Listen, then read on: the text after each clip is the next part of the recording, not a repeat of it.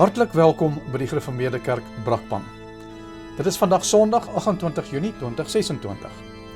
Ons erediens waargeneem deur Dominee Leon van Jaarsveld en hy lees vandag 'n paar dele uit Genesis 21 en die tema lag in verwondering oor God se redding.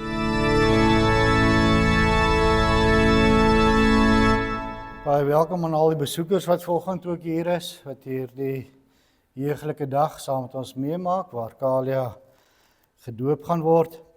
Dit klink my die elektroniese duiwel is weer los hier onder ons. Ons hoop dat alles werk. Kom ons word stil voor die Here. Ons hulp is in die naam van die Here, wat die hemel en aarde geskape het en wat trou bly tot in ewigheid. Genade en vrede vir julle van hom wat is en wat was en wat kom, en van die 7 geeste voor sy troon, en van Jesus Christus, die geloofwaardige getuie, die eerste wat uit die dood opgestaan het, die heerser oor die konings van die aarde. Amen. Kom ons staan, dan loof ons die Here deur saam te sing uit Psalm 48, daarvan verse 1 en 4. Die Here is groot waar Sion stop, omwentel uit die dieptes op. Hy is lofwaardig waar verhewe, die berg en stad in songlans bewe. En Sion teen die noorde blink bo die lof van woorde. Daar waar in vlekkelose wit die koning van die wêreld sit, het hy wat teen die vyand waak as rotsburg hom bekend gemaak.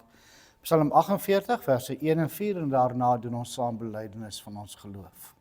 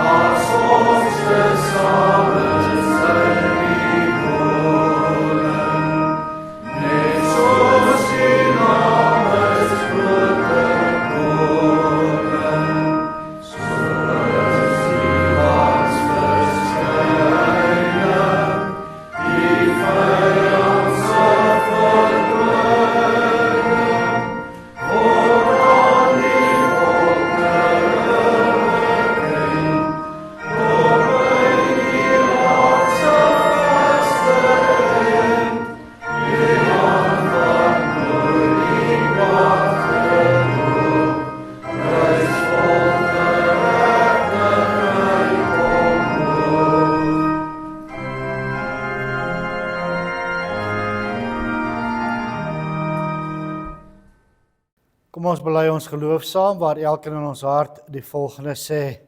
Ek glo in God die Vader, die Almagtige, die Skepper van die hemel en aarde, en in Jesus Christus, sy eniggebore Seun, ons Here, wat ontvang is van die Heilige Gees, gebore uit die maagd Maria, wat gelei het onder Pontius Pilatus, gekruisig is, gesterf het en begrawe is. Hy het die lyding van die hel ondergaan. Hy het op die 3de dag opgestaan uit die dood, opgevaar na die hemel en sit aan die regterhand van God, die Almagtige Vader, waarvandaan hy sal kom om die lewendes en die dooies te oordeel. Ek glo in die Heilige Gees. Ek glo aan 'n heilige algemene Christelike kerk, die gemeenskap van die heiliges, die vergifnis van sondes, die opstanding van die liggaam en 'n ewige lewe. Amen.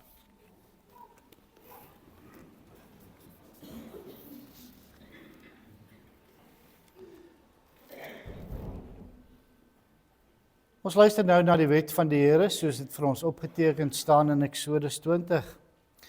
Toe het God al hierdie gebooie aangekondig. Ek is die Here jou God wat jou uit Egipte uit die plek van slawerny bevry het. Jy mag naas my geen ander gode hê nie. Jy mag nie vir jou beeld of enige afbeelding maak van wat in die hemel daarbo, of op die aarde hieronder, of in die water onder die aarde is nie. Jy mag hulle nie vereer of dien nie, want ek, die Here jou God, eis onverdeelde trou aan my. Ek reken kinders die sondes van hulle vaders toe, selfs tot in die 3de en 4de geslag van die wat my haat.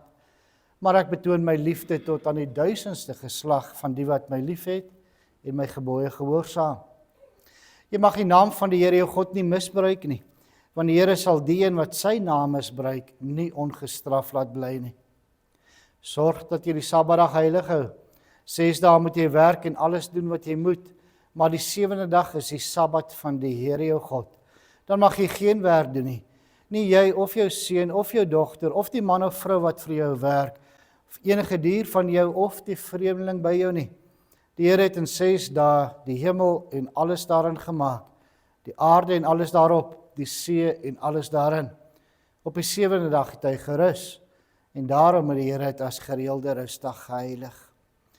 Eer jou vader en jou moeder, dan sal jy lank bly woon in die land wat die Here jou God vir jou gee. Jy mag nie moord pleeg nie. Jy mag nie egbreek pleeg nie. Jy mag nie steel nie. Jy mag nie vals getuienis teen 'n ander gee nie. Jy mag iemand anders se huis begeer nie. Jy mag nie sy vrou begeer nie. Ook nie 'n slaaf of slaafin, bees of 'n donkie, of enigiets anders wat aan hom behoort nie. Terwyl ons so sit, antwoord ons daarop deur saam te sing uit Psalm 130 verse 1 en 2 en daarna bid ons saam.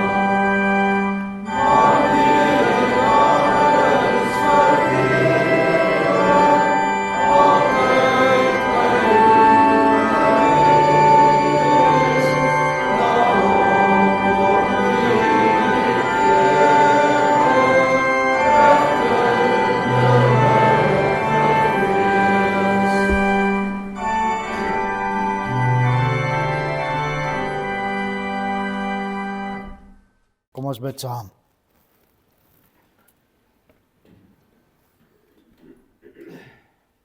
Onse Vader wat in die hemel is, o Here, hoe heerlik om hier by mekaar te kan kom, dat ons net weer eens die voorreg besef wat ons het om dit te kan doen, om hier te kom luister na u woord, om daardeur gevoed te word, om hierdie week ook in te gaan met die krag wat u aan ons gee. Maar boven dit het u dit in die genade ook goed gedink om vir ons ook nog die tekens van die sakramente te gee, om ons geloof verder te versterk. En dit beleef ons vandag weer hier, waar 'n verbondskindjie gedoop gaan word. Ja, u kies ons eerste.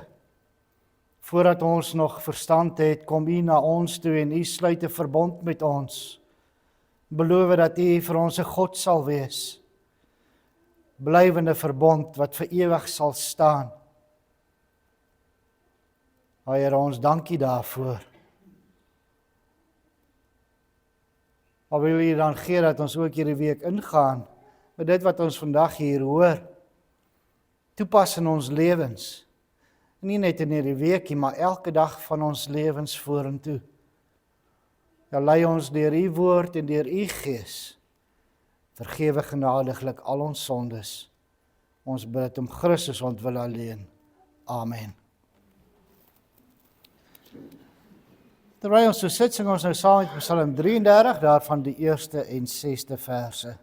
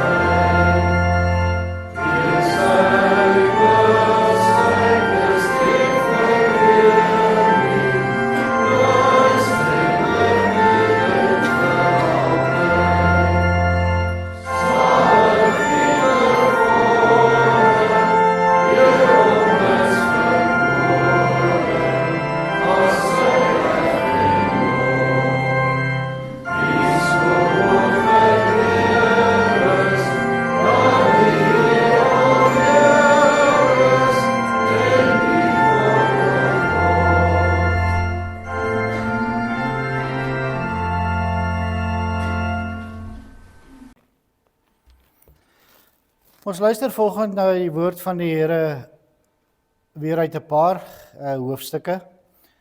Genesis hoofstuk 17, 18 en 21.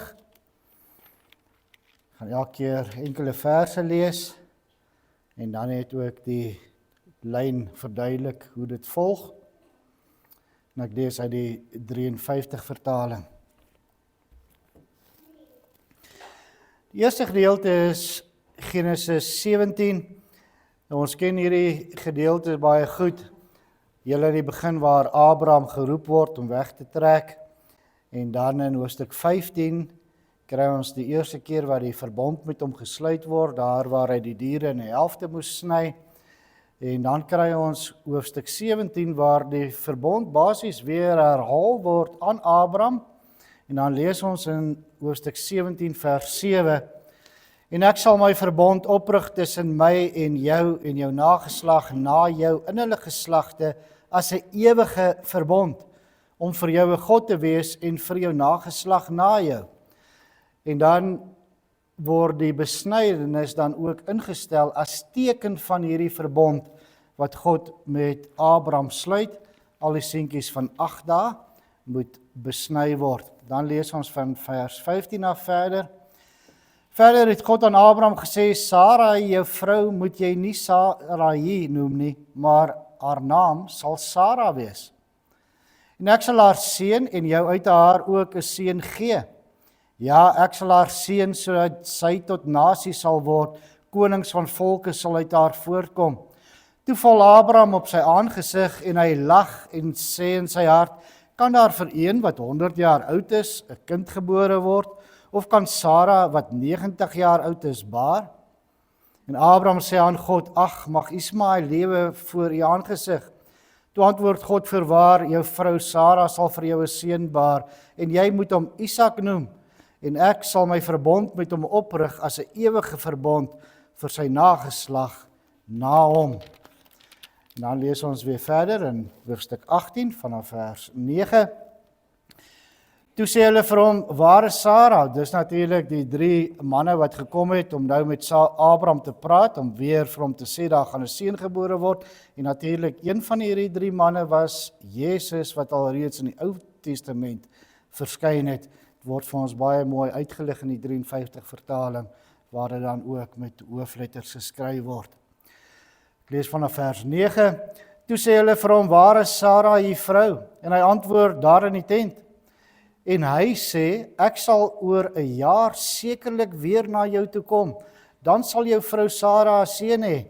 En Sara het geluister by die ingang van die tent wat agter hom was. Maar Abraham en Sara was oud, ver op hulle dae. Dit het met Sara nie meer volgens die reël van die vroue gegaan nie. En Sara het by haarself gelag en gedink, sal ek wel eens hê nadat ek oud geword het en my Heer oud is? Toe sê die Here vir Abraham, waarom het Sara daar gelag en gedink, sou ek ook werklik baar nou dat ek oud geword het? Sou iets vir die Here te wonderbaar wees? Hierdie tyd oor 'n jaar sal ek na jou terugkom en Sara sal 'n seun hê. Maar Sara het dit ontken en gesê, ek het nie gelag nie, want sy was bang. Maar hy sê, nee, maar jy het gelag. Dan hoofstuk 21 vanaf vers 1. En die Here het Sara besoek soos hy beloof het, en die Here het aan Sara gedoen soos hy gespreek het. Sara het bevrug geword en vir Abraham in sy ouderdom 'n seun gebaar op die bepaalde tyd wat God genoem het. En Abraham het sy seun wat vir hom gebore is, wat Sara vir hom gebaar het, Isak genoem. En Abraham het sy seun Isak besny toe hy 8 dae oud was, soos God hom beveel het. En Abraham was 100 jaar oud toe sy seun Isak vir hom gebore is. En Sara het gesê, 'n gelag het God my berei, elkeen wat dit hoor sal oor my lag.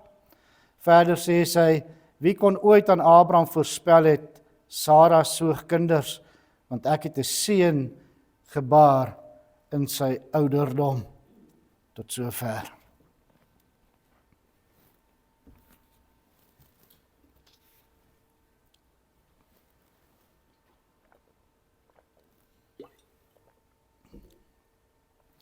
Broers en susters, geliefdes in ons Here Jesus Christus. Dit is moontlik om 'n preek te maak net oor name. In ons westerse kultuur van vandag beteken name gewoonlik nie veel nie. Soms gee ons familiename en dan is daar tog 'n mate van 'n betekenis. Maar dikwels gee ouers net name wat vir hulle mooi klink. Maar in die Bybelse tyd was dit anders. Name het iets gesê van die persoon. Daar was 'n verbintenis tussen jou naam en wie jy was, of dit het iets te doen gehad met die tydperk of die omstandighede waarin jy gebore is. So beteken Moses byvoorbeeld uit die water gehaal. Jesus beteken verlosser. En so het ons vandag dan gelees van Isak. Toe God aan Abraham beloof het dat Sara vir hom 'n seun sou baar, het hy beveel, jy moet hom Isak noem. Dit was nie vreemd vir God gewees om vir iemand 'n naam te gee nie. Ons sien dit op verskeie plekke in die Bybel. Maar wanneer die Here self 'n naam gee, wil hy ook daarmee iets sê. En die naam Isak beteken, hy lag. Wat 'n vreemde naam om vir iemand te gee. Waarom sou die Here hierdie naam kies om vir Abraham, die vader van die gelowiges, se seun te gee? En wanneer ons Genesis 17 tot 21 lees, soos ons vandag daarna geluister het, sien ons egter dat lag soos 'n goue draad deur hierdie gebeure loop. Abraham lag, Sara lag, God antwoord as ware op hulle lag, en uiteindelik lag Sara weer, maar hierdie keer van blydskap. En hierdie verskillende soorte lag openbaar aan ons iets van die mens en iets van God. Kom ons luister daarna.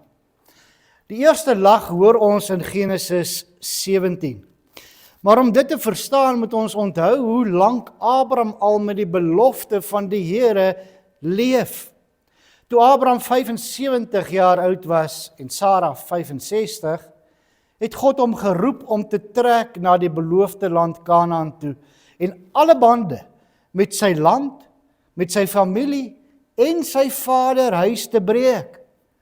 Maar waarom so drastiese breek? Wel, omdat daar in Ur en die hele Mesopotamië die son, maan en sterre aanbid is as gode. In Joshua 24 vers 2 lees ons dat Abraham se vader, Tera, ook ander gode gedien het. Sy naam Tera hou direk verband met die son wat as afgod gedien is. En daarom moet Abraham nie net wegtrek uit sy land en familie nie, maar ook uit sy vaderhuis uit. Hy word afgesonder vir 'n nuwe begin en hy moet breek met alle moontlike verleidings. Hy neem egter sy pa en sy broer se kind Lot ook saam met hom. In Haran sterf sy pa. En dan trek hy verder. Nou bly Lot nog oor. Maar in Genesis 13 gaan Abraham en Lot se paaie ook uitmekaar. En nou eers is hy alleen soos die Here hom oorspronklik beveel het. En daarom word die verbond met hom eers in hoofstuk 15 gesluit. Ja, die verbond wat die Here met hom sluit word weer bevestig dan in hoofstuk 17 en die besnydenis word as verbondsteken ingestel. Maar die kern van die verbond is dat die Here vir Abraham en sy nageslag 'n God sal wees. Wonderlik om soveel kindertjies hier te hê. Ek kan miskien net noem vir ons besoekers, daar is wel ook 'n moederskamer wat jy dan ook kan gebruik. Jy is baie welkom om dit ook te gebruik. So die kern van die verbond is dan dat die Here sê dat hy vir Abraham en Abraham se nageslag 'n God sal wees. In vers 8 word dan spesifiek gesê dat dit 'n blywende verbond is.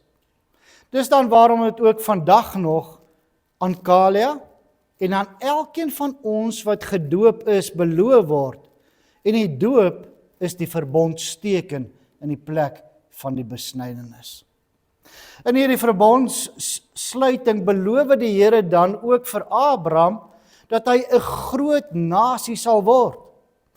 En is reeds hierdie belofte, naamlik dat daar 'n seun vir hom gebore sal word en tot 'n groot nasie sal lei, wat glad nie vir Abraham geloofwaardig kon geklink het nie. Ja, buiten die feit dat hulle Abraham en Sarai nou al onderskeidelik 190 jaar oud was, lees ons ook in hoofstuk 11 vers 30 dat Sarai onvrugbaar was. Ja, die belofte het dus ingedruis teen alle waarskynlikheid in. Menslik gesproke was dit vir hulle onmoontlik om 'n kind te kry. Maar die Here beloof aan hulle 'n kind. En dan lees ons, Abraham het op sy knieë geval en gelag. Maar dit was 'n besonderse lag. Dit is nie die lag van iemand wat God uitlag nie. Hy gaan immers op sy knieë voor die Here. Hy glo nog. Maar hy kan eenvoudig nie verstaan hoe hierdie belofte waar kan word nie. Hy dink by homself, kan daar vir 'n 100-jarige man en 'n 90-jarige vrou nog 'n kindjie gebore word?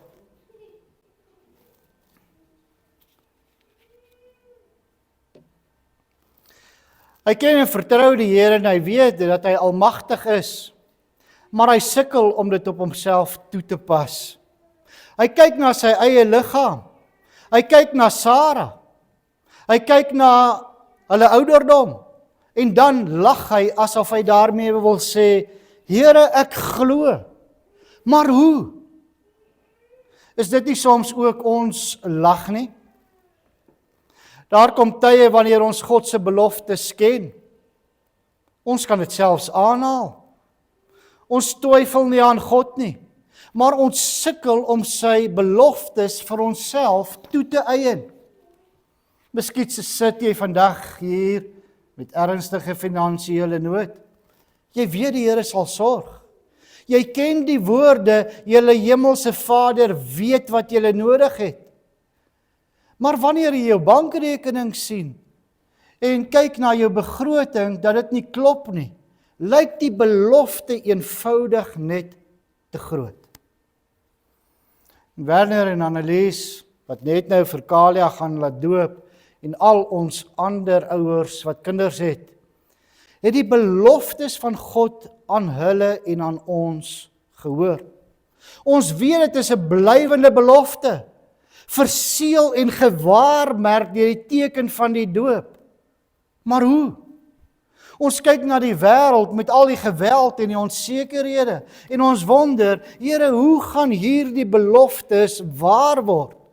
Ons sê, ek glo, maar is asof daar 'n glimlag op ons gesigte verskyn, want daar is soveel vrae. Maar in die volgende hoofstuk, in hoofstuk 18 vers 12, lees ons weer iemand lag. Hierdie keer is dit Sara. 3 besoekers kom by Abraham aan om die Here se verbond te bevestig, sy beloftes aan Abraham te bevestig. Maar Sara staan daar by die tentopening en hoor wat gesê word. En dan lees ons, sy het by haarself gelag. Maar haar lag was anders. Abraham se lag was nie totale ongeloof nie, maar eerder verwondering met 'n klomp vrae van hoe. Sara se lag is baie meer skepties. Haar lag is 'n lag van ongeloof. Sy redeneer en sê vir haarself, dit kan eenvoudig nie. Die tyd daarvoor is lankal verby. Haar liggaam is te oud. Die natuur laat dit nie toe nie. Vir haar is die saak afgehandel, dit sal nie gebeur nie. Broers en susters, hoe dikwels gebeur dit ook nie met ons nie. Ons dink logies, ons redeneer, ons kyk na die feite en besluit dan self, dit kan nie gebeur nie. Hoe is dit moontlik om genees te word van kanker? Hoe is dit moontlik om werk of 'n bevordering te kry waar daar net diskriminasie is? Dis onmoontlik. Ons lag dalk nie hardop nie, maar diep binne in ons is daar 'n lag van ongeloof. Ons dink dit klink mooi, maar dit kan nie. Sara het haar lag probeer wegsteek. Maar toe God vra waarom sy lag, ontken sy dit selfs. Maar die Here antwoord eenvoudig, nee, jy het gelag. Want die Here sien die lag wat niemand anders hoor nie. Hy sien ook die ongeloof wat diep in ons harte leef. Maar dan gebeur wat God beloof het. Dit wat Sara gemeen het onmoontlik was, word 'n werklikheid. Isak word gebore op die tyd wat God bepaal het. Nie Abraham se tyd nie. Nie Sara se tyd nie. God se tyd. Maar waarom het die Here so lank gewag? Sodat enige menslike moontlikheid van God se verbondsbelofte aan Abraham uit die weg geruim word. Hy het aan Abraham 'n groot nasie beloof en hy sal dit gee. Hy doen dit sodat niemand ooit sou kon sê dit het maar natuurlik gebeur nie. Nee, dit was God alleen. Hy het nie begin deur vir Abraham te roep uit 'n heidenland. Hy alleen sal vir hom 'n volk bou, 'n volk waaruit die verlosser van die mensdom gebore sou word. Hy alleen sal redding vir die mens bewerk. Maar dan onthou ons die vraag wat die Here vroeër vir Sara gevra het. Sou iets vir die Here te wonderbaar wees? Nou antwoord hy self daardie vraag.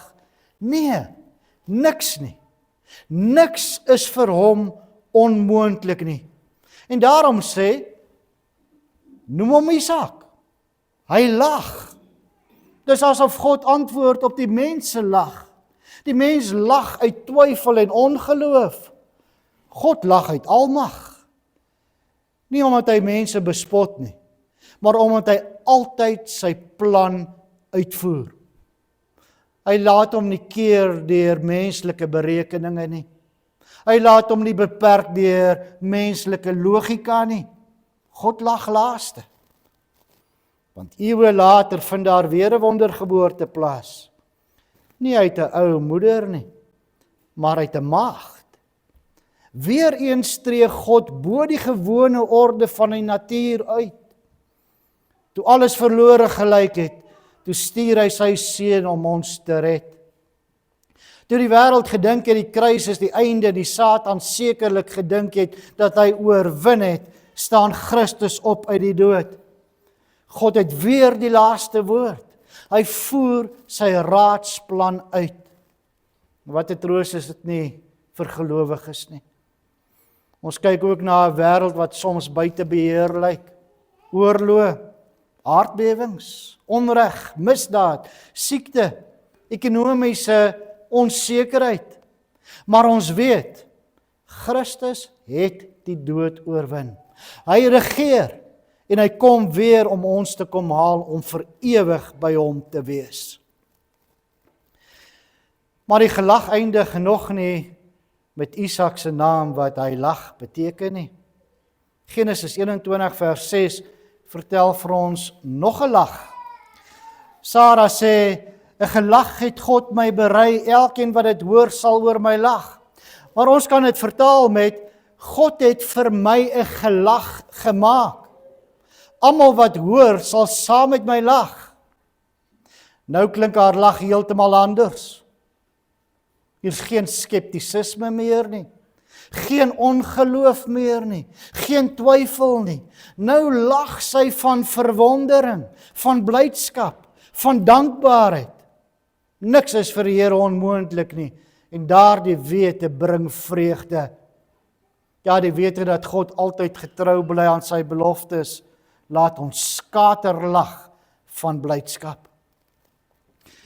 Die Here het vir Sara gelag, vreugde en blydskap gemaak. Werner, Annelies, die Here het vir julle 'n gelag, 'n bondeltjie vreugde gemaak. Daarom Werner, Annelies, broers en susters, laat ons nooit verleer om te lag nie. Laat ons altyd vreugde vind in die beloftes van die Here, die beloftes wat deur sy Gees in ons harte as waarheid geprent word, die belofte wat hy ook vandag aan Kalia maak, wat hy aan elkeen van ons wat gedoop is gemaak het, die belofte dat hy vir ons 'n God sal wees. Laat ons lag. Laat ons lag ook so wees dat ons ander aansteek om saam met ons te lag. Ja, laat ons lag van verwondering in die redding wat God in Jesus Christus vir ons bewerk het. Amen. Ek gaan nou daartoe oor om die formulier vir die doop voor te hou. Daarvoor vra ek vir Werner en Annelies om na vore te kom.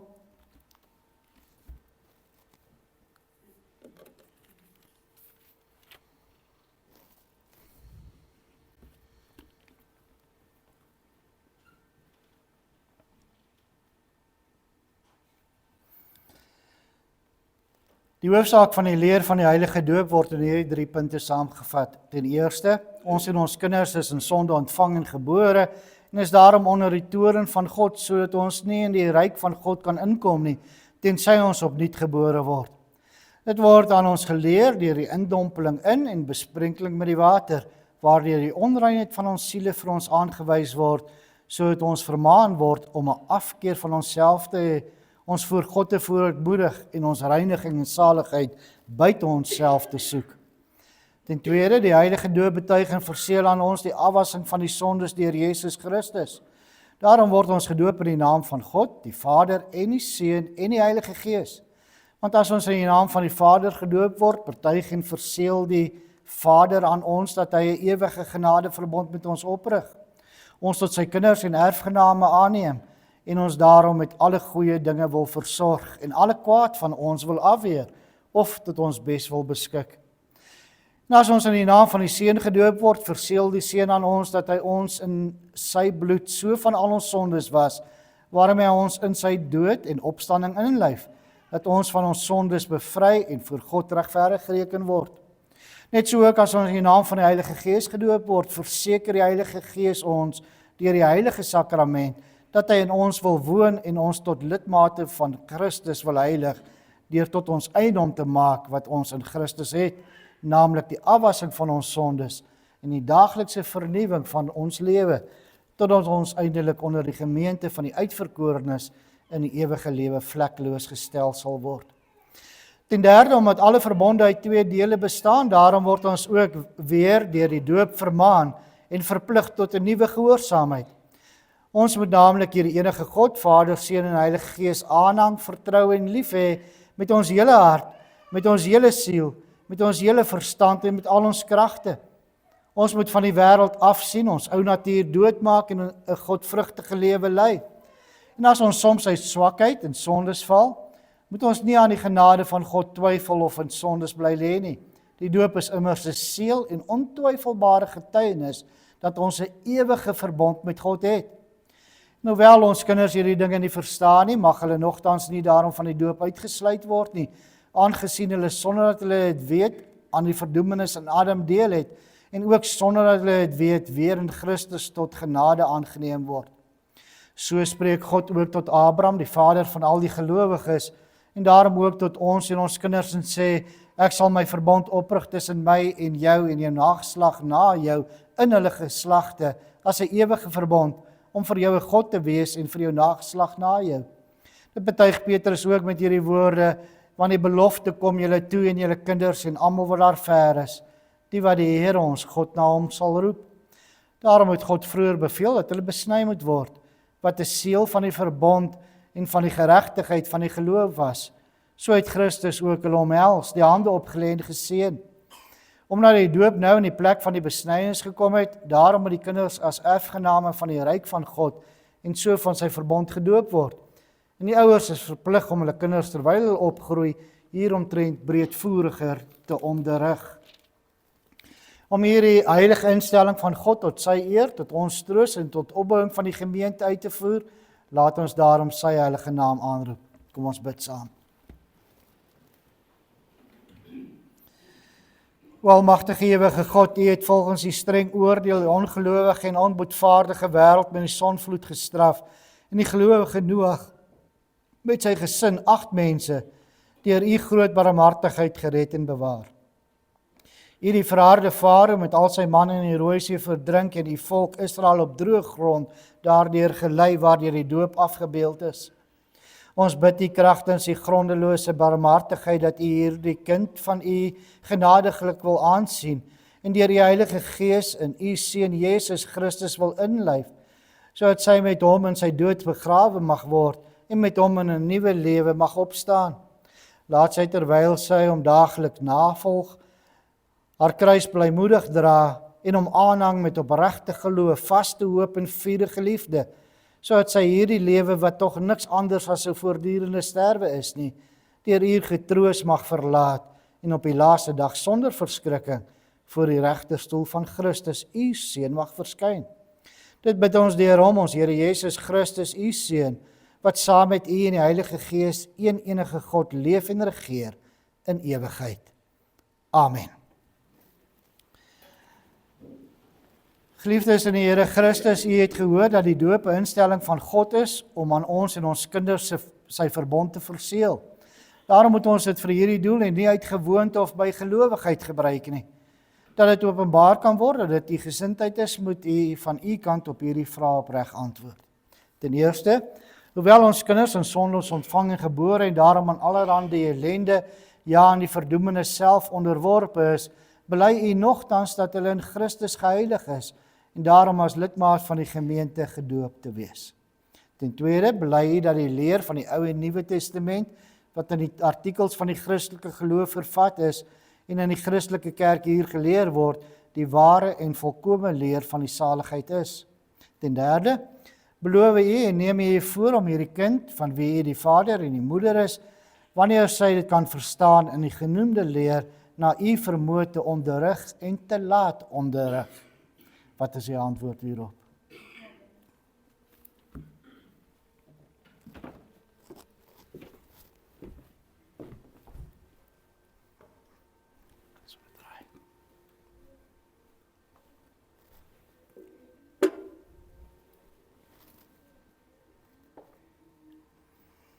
Kalia van der Nes, ek doop jou in die naam van die Vader en die Seun en die Heilige Gees.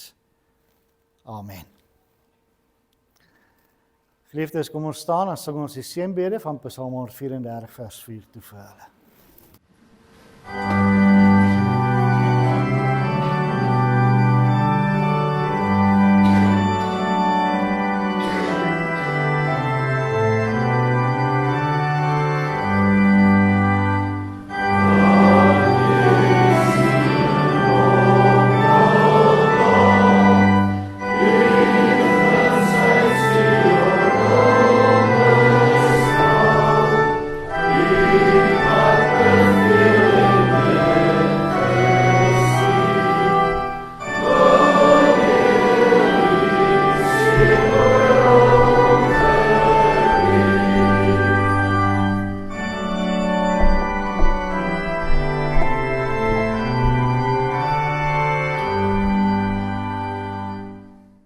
Kom ons bid saam. Almagtige, barmhartige God en Vader, ons dank en loof U dat U ons en ons kinders deur die bloed van U geliefde Seun, Jesus Christus, al ons sondes vergewe en ons deur U Heilige Gees tot lidmate van U eniggebore Seun en daardeur tot U kinders aangeneem het en dit aan ons met die heilige doop beseël en bekragtig. Ons bid U ook deur hom, U geliefde Seun, dat U hierdie kind altyd met U Heilige Gees wil regeer, sodat sy Christelik en godvrugtig opgevoed mag word en in die Here Jesus Christus mag groei en toeneem, sodat sy U vaderlike goedheid en barmhartigheid wat U aan haar en ons almal bewys het, kan bely en in alle geregtigheid onder ons enigste leraar, koning en hoëpriester Jesus Christus kan lewe en moedig teen die sonde, die duiwel en sy hele ryk kan stry en oorwin. Om U en U Seun Jesus Christus en ook die Heilige Gees, die enigste ware God, ewig te loof en te prys. Amen.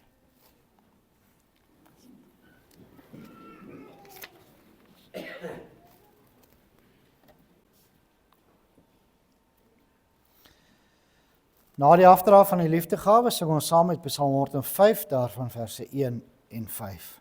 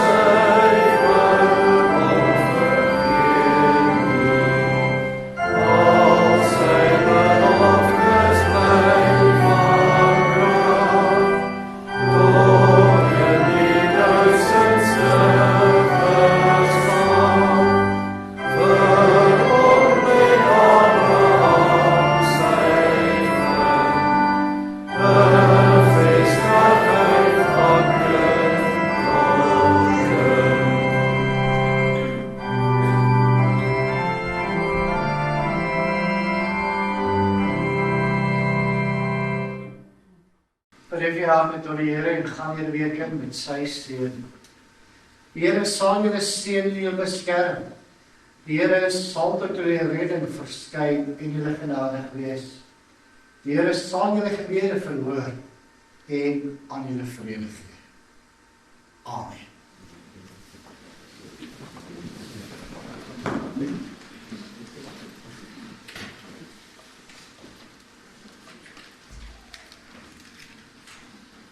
Goeiemôre broers en susters. met die volgende afkondigings, maar ek moet aan lidmate wat in die verjaar, die 29ste, Elke Chantay Breitenbach, die eerste, Marina Kloppers, tweede, Annelies Mes, die derde, Liesemarie Brugnou en Giselle Mokke. Alle lidmate, baie geluk met die verjaarsdag. Graag die Here sy goeie naam van 'n paar jare en nou. Afgelope steeds vertel Maria, die volgende boodskapprediker sal die jongste vandag ontslae gaan word. So dankbaar daarvoor. En dan baie geluk aan Werner en Annelies. Die doop van Makaria, ook aan die grootouers wat hier is vandag. Baie geluk ook aan julle, mag sy vir julle werklik waar seën wees. Dan ter approbasie as die Jakens, word voorge Jan Breitenbach, Frank Smit, Claude Jacobs, Gerald Pretorius. So dan aan die golfdag wat we nou vinniger nader kom as wat ons dink. Ons kort nog kontant en pryse aan te koop, of as jy 4 gelyke selfde pryse het, is die welkom om dit vir ons te bring. Jy kan ook nog gaatjies en pyntjies borg. Bijvoorbeeld, baie dankie daarvoor. Dankie weer vir die help.